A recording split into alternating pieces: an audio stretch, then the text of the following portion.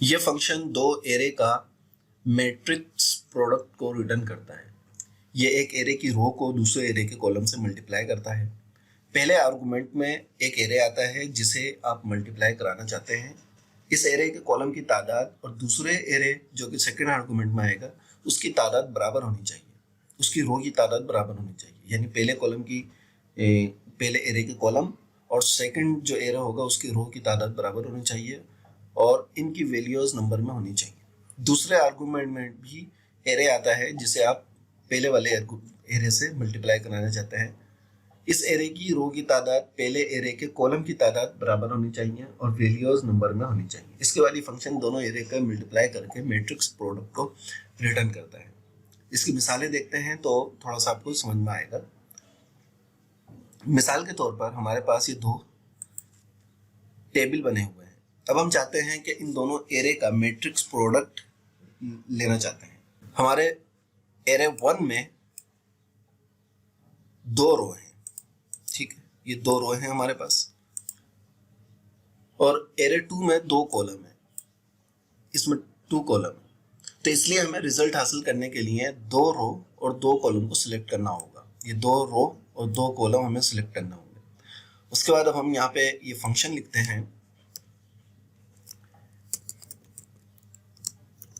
और उसके बाद B3 से D4 तक इसको हमने सिलेक्ट करा, ठीक है, और उसके बाद फिर दूसरा F3 से G6 तक।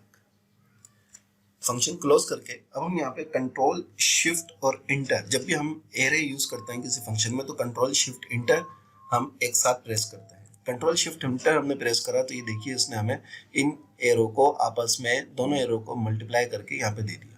अब मैं यहाँ पे आपको थोड़ा सा समझाऊं कि ये किस तरीके से इसने मल्टीप्लाई करा है।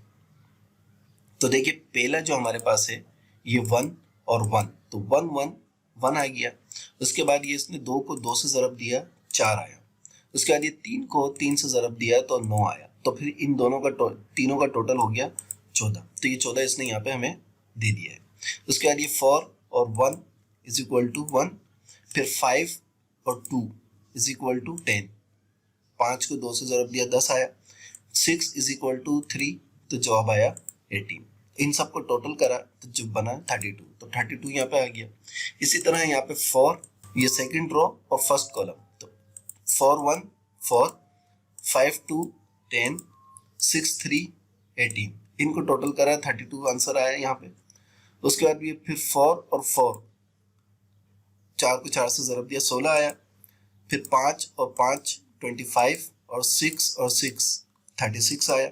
इन तीनों का आपस में प्लस करा तो 77 आंसर आया। वो आंसर आपके पास यहाँ आ गया। तो इस फार्मूले को इस जगह पे यूज किया जाता है।